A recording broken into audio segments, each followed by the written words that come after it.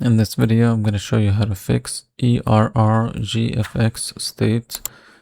Please reboot and restart the game error in GTA 5 Enhanced. So first thing you want to do is go to Task Manager and just exit the game completely. So if you see Epic Games here running, exit it. If you see GTA 5 anywhere, just exit it. So you can do it by just right click and then end task.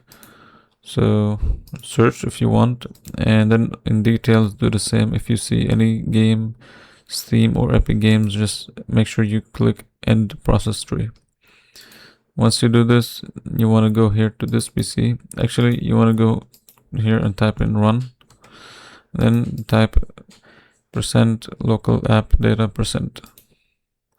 Go to app data, local flow, then NVIDIA.